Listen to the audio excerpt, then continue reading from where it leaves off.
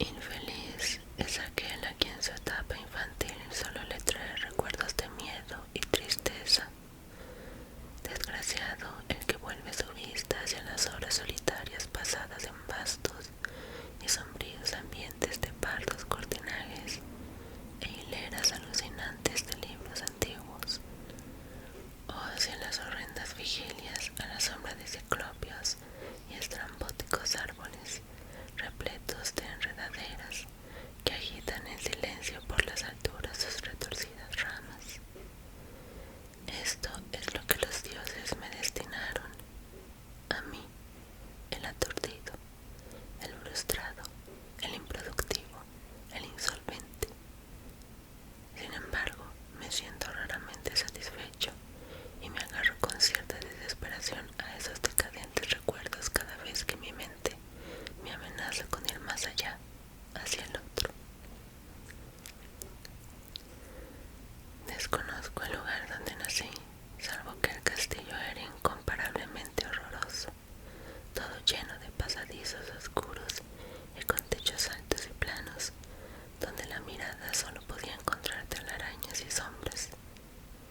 Las piedras de los corredores agrietados estaban siempre odiosamente húmedas, y por todas partes podía percibirse un maldito olor, como de cúmulos de cadáveres procedentes de generaciones muertas. Nunca había luz, por lo que tenía la costumbre de encender velas y quedarme observándolas fijamente en busca de algún alivio. Fuera tampoco brillaba el sol, pues unas espantosas arboledas crecían por encima de la torre más alta. Una sola torre negra sobrepasaba aquel ramaje y salía al cielo abierto y desconocido.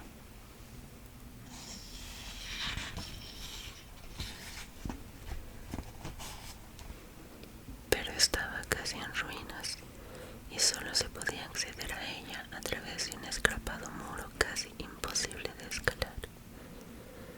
Debo haber vivido varios años en ese lugar, pero soy incapaz de contar el tiempo.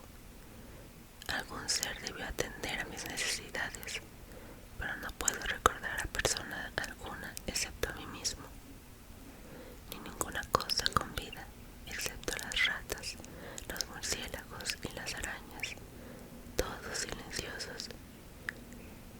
Creo que quien quiera que me haya cuidado debió de ser tremendamente viejo, ya que mi primera versión mental de una persona viva fue la de algo muy parecido a mí, pero algo retorcido, consumido y deteriorado, como el mismo castillo. Para mí no tenía nada choqueante aquellos huesos y esqueletos esparcidos entre las criptas de piedra excavadas en las profundidades de los cimientos. En mi propia fantasía solía asociar estas cosas con los hechos cotidianos y los encontraba más reales que las imágenes coloreadas de seres vivos que solía ver en los abundantes y mohosos libros. En aquellos libros pude aprender todo lo que sé. Ningún maestro me apremió o me guió, y no recuerdo haber escuchado voces humanas durante todos esos años, ni siquiera la mía, ya que, aunque había leído acerca de la palabra hablada, jamás se me pasó por la cabeza hablar en voz alta. Mi aspecto era además una cuestión lejana a mi mente, pues no existían espejos en el castillo y me limitaba por mero instinto a verme a mí mismo como un semejante a las figuras juveniles que veía dibujadas o pintadas en los libros. Solo tenía conciencia de mi juventud a causa de lo poco que podía recordar. En el exterior, acostado en el foso fétido, bajo los árboles tétricos y silenciosos, solía pasarme las horas enteras soñando sobre lo que había leído en los libros. Añoraba poder verme entre gentes alegres en el soleado universo situado más allá de la interminable espesura. Una vez intenté escapar de aquel bosque, pero a medida que me alejaba del castillo, las sombras se volvían más densas y el aire se impregnaba aún más de crecientes temores, de manera que comencé a correr frenéticamente por el camino ya andado. No fue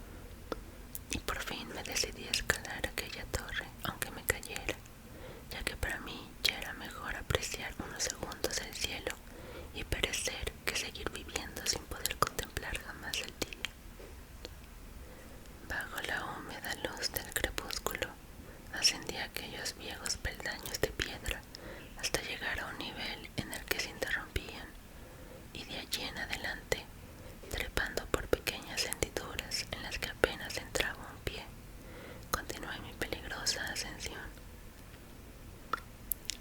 Horrible y espantoso era aquel cilindro de roca inerte y sin peldaños, oscuro, en ruinas y solitario, todo siniestro con el mudo aleteo de los espantados murciélagos, pero aún así más lamentable era la lentitud de mi avance, ya que por más alto que trepase, no se disipaban las tinieblas que me rodeaban, y me invadió un renovado frío, como de algún respetable y embrujado moho. Tiritando a causa del frío, me preguntaba por qué no alcanzaba la claridad, y, si me hubiera atrevido, habría mirado hacia abajo. Me pareció que la noche había caído de repente sobre mí, y palpé sin éxito con la mano libre buscando el parapeto de alguna ventana por la que poder espiar hacia el exterior y hacia arriba, y calcular la altura a la que me encontraba. Así pues, después de una interminable y espeluznante ascensión a ciegas por ese precipicio cóncavo, ya desalentado sentí como mi cabeza tocaba algo sólido. Entonces me di cuenta que debía haber llegado a la terraza, o al menos a algún tipo de piso. Alcé mi mano libre y entre la oscuridad toqué un obstáculo, percatándome de que era de piedra y que no podía moverlo. Luego di un mortal rodeo a aquella torre, agarrándome a cualquier soporte que me pudiera ofrecer su pringosa pared, hasta que al final mi mano, siempre tanteando, halló un punto en el que cedía la valla y pude reanudar mi marcha hacia arriba, empujando aquella loseta o puerta con mi cabeza, pues utilizaba las dos manos en mi prudente avance.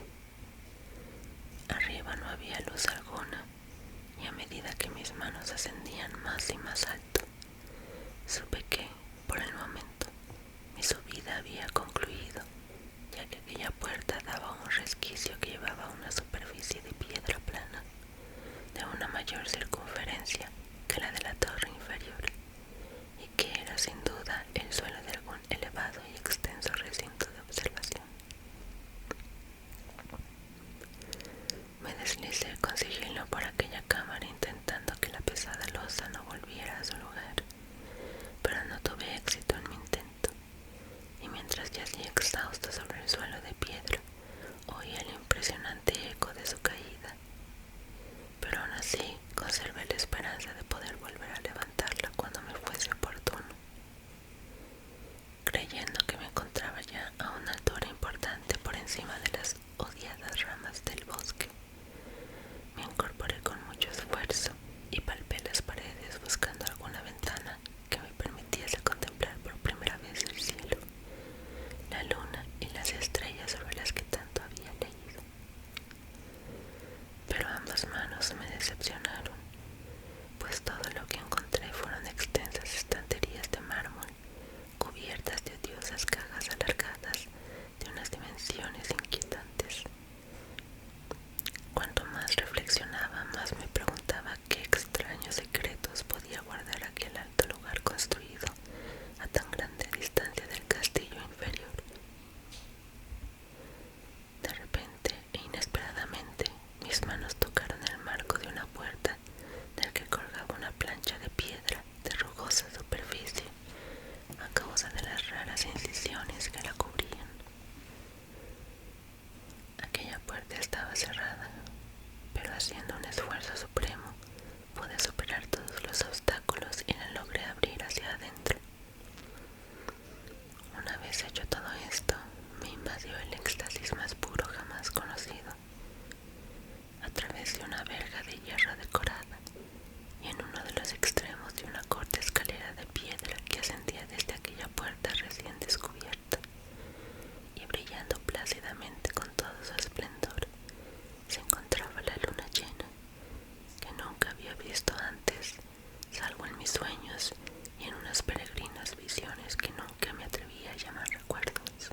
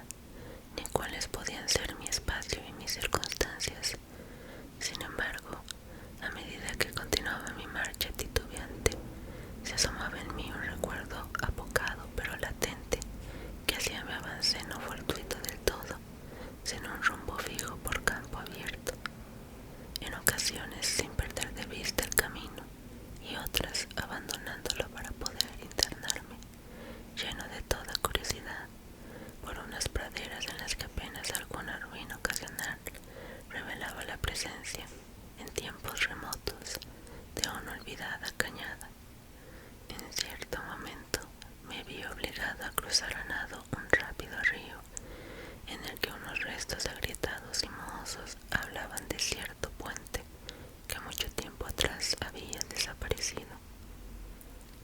Ya habían transcurrido algo más de 2 horas cuando alcancé lo que en apariencia era mi meta, un honorable castillo recubierto de hiedras, situado en un gran parque con una espesa arboleda de una alucinante familiaridad para mí, y a pesar de ello repleto de novedades intrigantes. Observé cómo el foso había sido rellenado y que algunas de las torres que tan bien conocía se habían demolido, al mismo tiempo que se levantaban nuevas alas que confundían al observador. Pero lo que contemplé con el máximo interés y disfrute fueron sus ventanas abiertas, inundadas de una radiante claridad que enviaban al exterior los ecos del más alegre de los banquetes. Aproximándome a una de ellas, observé su interior y contemplé un grupo de personas vestidas de manera muy rara, que conversaban entre sí con una gran algarabía.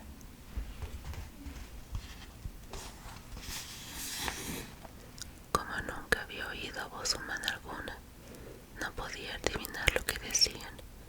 Algunos de sus rostros mostraban expresiones que despertaban en mí recuerdos muy distantes, y otros me eran totalmente ajenos.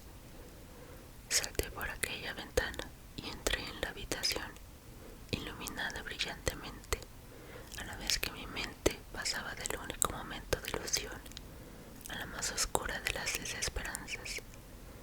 Aquella pesadilla apenas tardó en llegar, ya que, nada más entrar, se produjo una de las reacciones más espeluznantes que yo habría podido imaginar. Apenas había terminado de cruzar aquel umbral, cuando entre todos los presentes se produjo un inesperado y repentino pánico, de terrible intensidad, que distorsionaba sus rostros y arrancaba de todas aquellas gargantas los gritos más aterradores. La desbandada fue general, y en medio de aquel griterío y terror, algunos se desvanecieron y fueron arrastrados por los que huían despavoridos.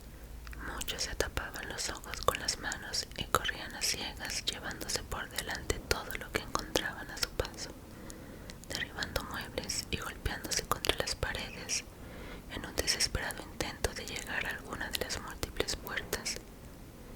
Solo y aturdido en aquel radiante lugar, escuchando los ecos cada vez más lejanos de aquellos horrorosos gritos, comencé a temblar, pensando en qué podía ser lo que me acechaba sin que yo lo pudiese ver. A primera vista, el lugar parecía estar vacío, pero cuando me dirigí a una de las habitaciones, creí detectar cierta presencia, una especie de amago de movimiento al otro lado de un arco dorado que llevaba a otra habitación, parecida a la primera. A medida que me acercaba al arco, comencé a percibir la presencia con mayor nitidez. Después, con el primer y último sonido que jamás emití, un terrible aullido que me repugnó casi tanto como la morbosa causa que lo provocaba, pude contemplar en toda su horrible intensidad al inconcebible, indescriptible e inaudito monstruo que, con su mera aparición, había transformado una alegre tertulia en una riada de fugitivos delirantes.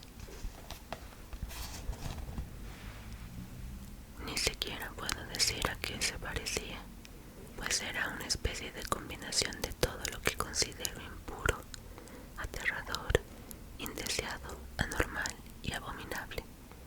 Era como una sombra fantasmagórica de podredumbre, decadencia y desolación, una fétida y pringosa imagen de todo lo pernicioso, una desnudez impía de algo que la misericordiosa tierra debería haber ocultado para siempre. Dios sabe que no era nada de este mundo, o por lo menos ya había dejado de serlo, y sin embargo, cometiendo un enorme horror, pude contemplar entre sus carcomidos rasgos, con unos huesos que se podían entrever, una reminiscencia lejana y repulsiva de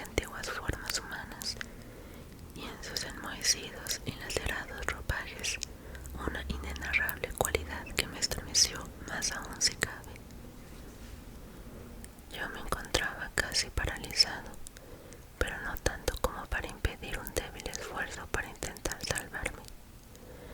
Di un traspié hacia atrás que fue incapaz de romper el hechizo en que me tenía atado aquel monstruo carente de voz y nombre. Mis ojos, cautivados por aquellos asquerosos ojos vítreos que miraban fijamente, se negaban a cerrarse, aunque aquel horrible objeto se veía ahora aún más confuso tras el primer impacto. Intenté alzar una mano y disipar aquella visión, pero me encontraba tan derrotado que el brazo no respondió del todo a mi voluntad. No obstante, ese intento bastó para alterar mi equilibrio y tambaleándome, tuve que dar algunos pasos hacia adelante para no caerme. Mientras lo hacía, adquirí de repente la angustiosa sensación de proximidad de aquella cosa, cuya nauseabunda respiración tenía la impresión de oír. Casi enloquecido, pude no obstante mover una mano para detener a la pestilente imagen que cada segundo se aproximaba más y más, cuando de pronto mis dedos tocaron una putrefacta extremidad que el monstruo estiraba por debajo del arco dorado. No pude gritar, pero todos los malignos vampiros que volaban al viento de la noche lo hicieron en mi lugar, a la vez que llevaron a mi mente una avalancha de abatidos recuerdos. En ese mismo momento supe todo lo que había ocurrido. Recordé incluso más allá del terrorífico castillo y de sus árboles. Recordé aquel edificio en el que me encontraba. Reconocí lo más terrible, la pagana abominación que se alzaba ante mí, mirándome de lado mientras apartaba de los suyos mis deslustrados dedos. Pero en el universo también existe el alivio, además del sufrimiento, y ese alivio es el olvido. En el eminente terror de aquel instante, me olvidé de lo que me había espantado, y el estallido de aquel recuerdo se evaporó entre una anarquía de imágenes reiteradas. Como si estuviera en un sueño, salí de aquel edificio fantasmal y maldito, y corrí rápidamente y en silencio a la luz de la luna. Cuando regresé al sepulcro de mármol y bajé los peldaños, me encontré incapaz de mover la trampa de piedra, pero no me quejé, ya que había llegado a aborrecer aquel viejo castillo y todos sus árboles. Ahora cabalgo al lado de los fantasmas, sarcásticos y cordiales, vago el viento de la noche y juego durante todo el día entre las catacumbas de Nefreka, en el oculto y desconocido valle de Hadot, a las orillas del río Nilo. Sé que la luz no está hecha para mí, salvo la luz de la luna sobre las tumbas de roca de Neva. Tampoco es para mí la alegría, excepto en las fiestas sin nombre de Nitocris, bajo la gran pirámide. Y sin embargo, bajo mi nueva y bárbara libertad, casi agradezco el tormento de la enajenación, porque aunque el olvido me ha proporcionado la calma, no por eso puedo ignorar que soy un extranjero, un extraño para este siglo y para todos aquellos que aún son hombres. Esto es lo que conocí cuando extendí mis dedos hacia esa abominable cosa surgida de aquel gran marco dorado. Desde que extendí mis dedos y pude tocar la fría e infalible superficie de ese polido espejo.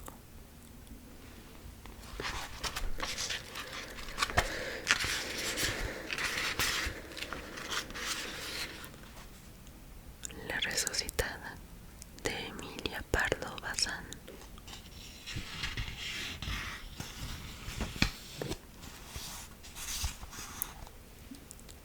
Ardían los 4 blandones soltando gotazas de cera.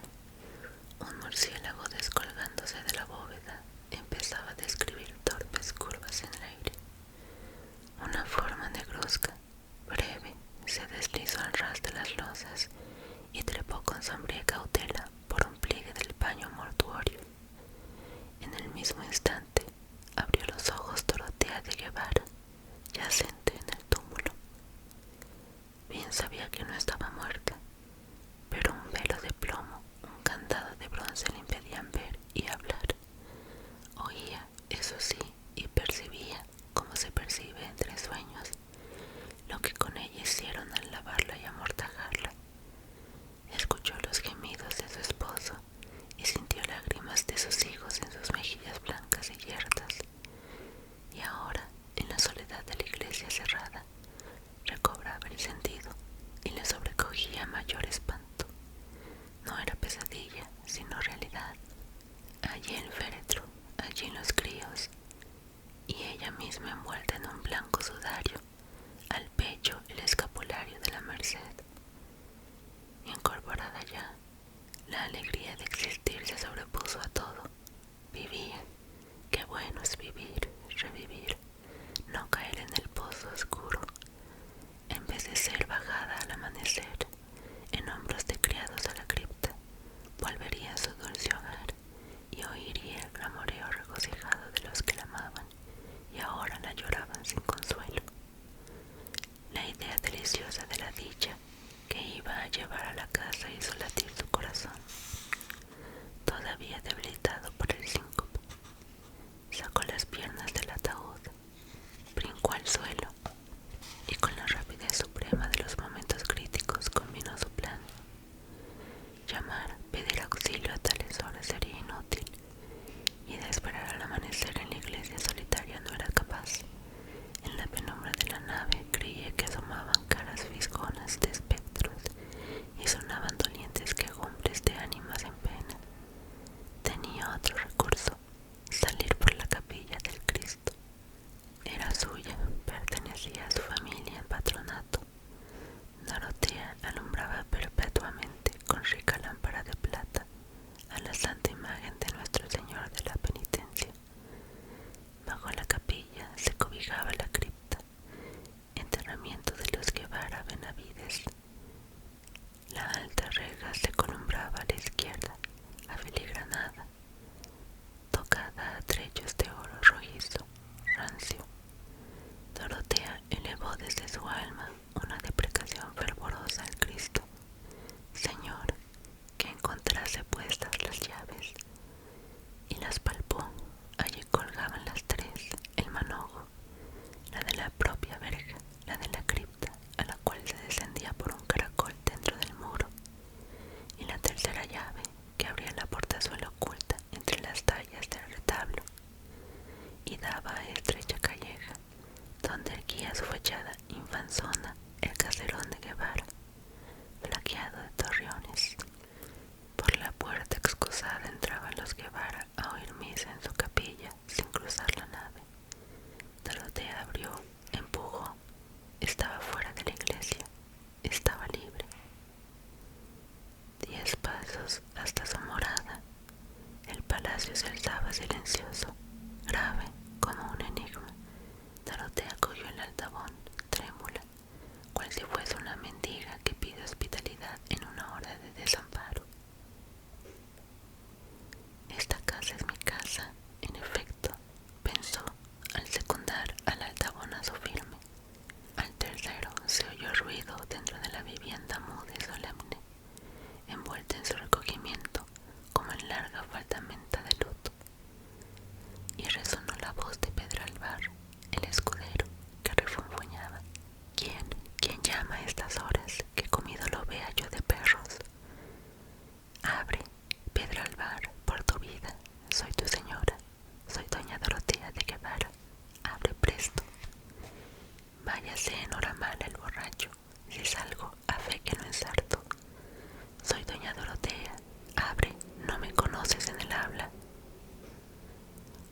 Un reniego enronquecido por el miedo contestó nuevamente. En vez de abrir, Pedralbar subió las escaleras otra vez. La resucitada pegó 2 altabonazos más. La austera casa pareció reanimarse. El terror del escudero corrió a través de ella como un escalofrío por un espinazo. Insistía el altavón, y en el portal se escucharon taconazos, corridas y cuchicheos. Rechinó, al fin, el claveteado salió de la boca sonrosada de la doncella Luciguela, que elevaba un candelabro de plata con vela encendida, y lo dejó caer de golpe. Se había encarado con su señora, la difunta, arrastrando la mortaja y mirándola de hito en hito.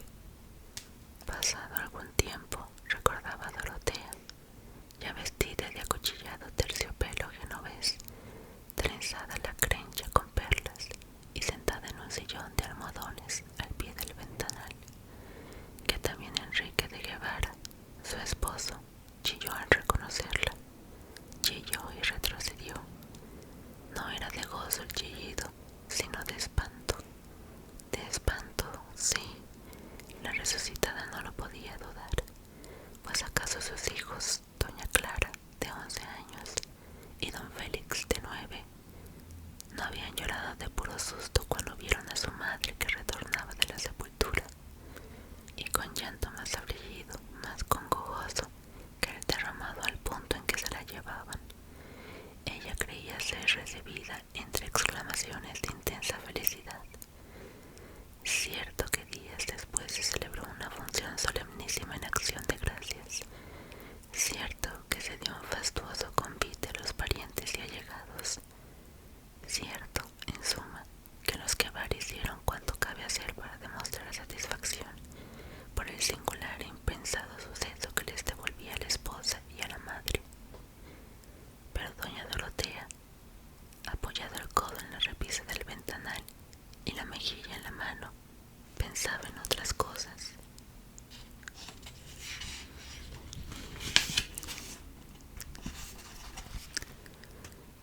Desde su vuelta al palacio, disimuladamente, todos le oían. Se diría que el soplo frío de la huesa, el hálito glacial de la cripta, flotaba alrededor de su cuerpo. Mientras comía, notaba que la mirada de los servidores, la de sus hijos, se desviaba oblicuamente de sus manos pálidas, y que cuando acercaba a sus labios secos la copa del vino, los muchachos se estremecían. ¿Acaso no les parecía natural que comiese y bebiese la gente del otro mundo? Y doña Dorotea venía de ese país misterioso que los niños sospechaban, aunque no lo conozcan. Si las pálidas manos maternales intentaban jugar con los bucles rubios de don Félix, el chiquillo se desviaba, descolorido él a su vez, con el gesto del que evita un contacto que le cuaja la sangre.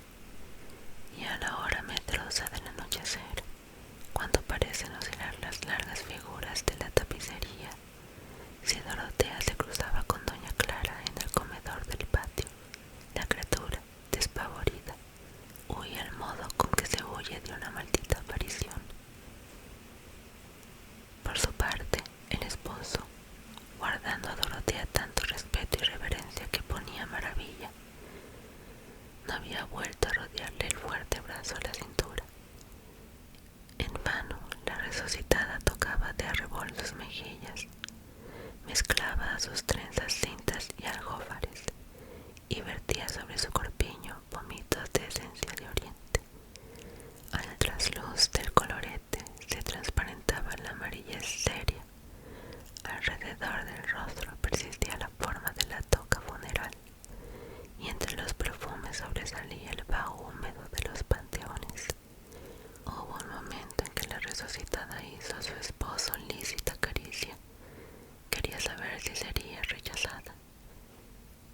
Don Enrique se dejó abrazar pasivamente, pero en sus ojos, negros y dilatados por el horror que a pesar suyo se asomaba a las ventanas del espíritu, en aquellos ojos un tiempo galanes, atrevidos y lujuriosos, leyó Dorotea una frase que zumbaba dentro de su cerebro, ya invadido por rayas de demencia: de donde tú has vuelto no se vuelve. Y tomó bien sus precauciones. El propósito debía realizarse por tal manera que nunca se supiese nada, secreto eterno. Se procuró el manojo de llaves de la capilla y mandó fabricar otras iguales a un mozo herrero que partía con el tercio a Flandes